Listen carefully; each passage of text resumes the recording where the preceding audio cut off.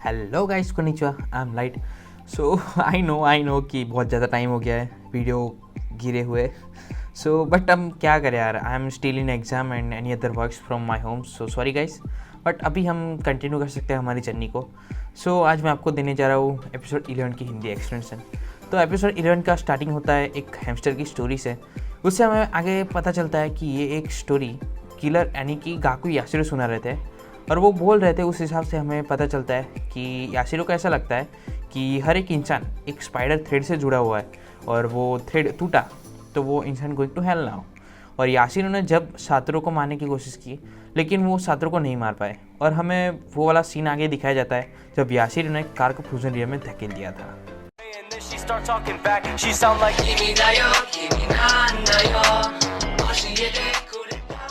तो ओपनिंग के बाद हमें सातोरू की मॉम दिखती है एक शॉप में शॉपकीपर का काम करते हुए और ये साल था 2003। और आगे हमें पता चलता है कि सातोरू अपने मॉम के एफर्ट की वजह से ही जिंदा था और लेकिन वो अभी भी 15 साल से कोमा में था। और जब मॉर्निंग में उसकी मॉम उसको देखते हुए कहती है कि गुड मॉर्निंग कीड़ो। और उसके बाद सातोरू होश में आता है धीरे धीरे और जब वो पूरी तरीके से अपने आँखें खोलता है तो वो हॉस्पिटल में होता है। और उसकी कंडीशन को देखते हुए डॉक्टर बताते हैं कि अब सब कुछ ठीक है और सातोरू उस समय पे बात भी करने की हालत में था। तो डॉक्टर कहते हैं कि अब हम तुम्हारी फिजिकल फिटनेस के ऊपर भी ध्यान दे सकते हैं और अभी हम ये सब कुछ कर सकते हैं क्योंकि तुम्हारी मॉम ने हर रोज जब तुम कोमा में थे तब भी उसकी बॉडी को एक्सरसाइज कराती थी, तो इसीलिए उसकी बॉडी के मसल्स जो होते हैं वो ज़्यादा डैमेज नहीं हुए थे। और उसके बाद हमें पता चलता है कि सातोरू लास्ट 15 ईयर्स से कोमा में था तो वो अपनी कुछ मेमोरीज को भी भूल चुका था, इंक्लूडिंग किलर्स आइडेंटिटी भी। और जब डॉक्टर ने उसको आईना दिया उसका फेस देखने के लिए तब वो बिल्कुल भी शॉक नहीं हो उसको देखते हुए। बुक को पढ़ते समय उसको उसके जो अंदर के वर्ड्स होते उनके मीनिंग्स भी उसको पता थे, जबकि उसने कुछ पढ़ा ही नहीं था, उसने कुछ लर्न ही नहीं किया, तब भी उसको सब कुछ पता था। तो ये सब कुछ क्या हो रहा है वो खुद ही जानता नहीं था और उसको ही पता नहीं था कि क्या हो रहा है। और अगले दिन उसको मिलने के लिए उसके फ्रेंड्स आए हुए थे, केन्या और हिरोमी। और केन्या अब लॉयर था और हिरोमी डॉक्टर था। और आगे हमें पता चलता है कि उसकी जो मॉम है सातोरू की, तो वो सातोरू को अपना फ्यूचर याद करवाना नहीं चाहती क्योंकि उसकी हेल्थ कंडीशन को देखते हुए भी। ये सब कुछ अच्छा भी है सातोरू के लिए, तो ये सब कुछ सोच रहा था सातोरू। और आगे वो अपनी फिजिकल फिटनेस के लिए अपने बॉडी वर्कआउट कर रहा था और जब उसका बॉडी वर्कआउट ख़त्म हुआ तो उससे मिलने के लिए एक स्पेशल पर्सन भी आया हुआ था।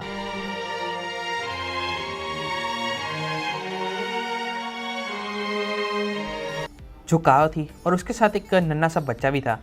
तो हमें आगे पता चलता है कि उस नन्हे से बीबी का लास्ट नेम सुगीता था और उससे हमें पता चल जाता है कि काओ ने हिरोमी के साथ मैरिज कर लिए थे। आगे उन दोनों में थोड़ी बहुत बातें होती है और उसके बाद काओ उसको थैंक्स कहती है, लेकिन वो किस लिए सातोरू को थैंक्स कह रही थी वो खुद सातोरू को ही नहीं याद था क्योंकि वो सब कुछ भूल चुका था अपने पास के बारे में। और बाद में काओ उसको bye bye tata see you करके वहाँ से चली जाती है और उसके रूटीन चेकअप के लिए वहाँ पे डॉक्टर आए हुए थे और उनके डॉक्टर के फ़ोन पे तभी हॉस्पिटल डायरेक्टर का कॉल आता है और वो जो सातोरू के बारे में सब कुछ इन्फॉर्मेशन पूछ रहे थे डॉक्टर को। और बाद में आगे सातोरू हमको बहुत ज़्यादा एफर्ट देता हुआ दिखता है अपने फिटनेस के ऊपर। और आगे उससे मिलने के लिए मिस्टर सावड़ा और केन्या आए हुए थे और उन सब में थोड़ी बहुत बातें होती है और बाद में केन्या टेक केयर बड़ी बोल के वहाँ से वो दोनों ही घर जाने के लिए निकलते हैं। और जाते जाते मिस्टर सावड़ा बोलते हैं कि मैं इस पल का 15 साल से इंतज़ार कर रहा था और हमको इसको धीरे धीरे हैंडल करना होगा। और आगे सातोरू एक लड़की को जाके मिलता है जिसे लुकीमिया था, जिसकी 2 वीक्स के अंदर सर्जरी होती है और उसका नाम कुमी था।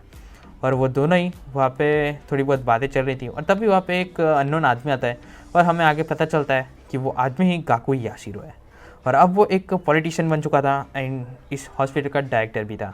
बट सातोरू को कुछ भी याद नहीं होता है अपने पास के बारे में, सो वो भी क्या करेगा ना यार। और आगे सातोरू रोज़ की तरह अपना डेली रूटीन को फॉलो करता है। सातोरू आगे कुमी से के मिलने जा रहा होता है और रास्ते में उसको मिस्टर याशिरो मिल जाते हैं। तब सातोरू बोलता है कि मैं आपसे कुछ बात करना चाहता हूँ और याशिरो बताता है कि यहाँ नहीं, हम किसी प्राइवेट जगह पे चलते हैं। और बाद में याशिरो सातोरू को एक ऐसे एलिवेटर के पास लेके आता है जिस कोई ज़्यादा यूज़ ना करता हो और बाद में वो दोनों ही उससे रूप पे चले जाते हैं। और ऊपर जाके याशिरो उसके बचपन की कुछ बातें सुना रहा होता है सातोरू को और सातोरू के सामने दिखता है। तो सातोरू आगे बताता है कि मुझे सब कुछ याद आ गया है, you are son of a bitch. और ऐसा बोलते ही हमारा एपिसोड वहाँ पे ख़त्म हो जाता है। तो वैसे हम क्या कर सकते हैं अब, ठीक है, एपिसोड ऐसे ही जगह पे आके ख़त्म हो जाते हैं। अभी मैं कुछ कर नहीं सकता, ठीक है। और आपने अभी तक हमको सब्सक्राइब फॉलो ना किया हो प्लीज़ जाके फटाफट जाके सब्सक्राइब कर दीजिए, बेल आइकन को दबाना ना भूलें, जिससे हमारी कोई भी नई वीडियो अपलोड हो तो आप फटाफट जाके उसको देख सकें, नोटिफिकेशन आपको मिल जाएगी। और हाँ, आप लोगों को अगर एनिमे रिलेटेड मीम्स और एमवी देखना अच्छा लगता हो, या फिर आप कुछ हमसे बात करना चाहते हो, सो हमको इंस्टाग्राम पेज पे आप फॉलो कर सकते हो, और हमसे हो सकेगा तो हम ज़रूर से आपके जवाब देंगे, ठीक है। और मैं मिलता हूँ आपको अगली एनिमे रिलेटेड वीडियोज़ के साथ। सो सायोनारा, बाय बाय।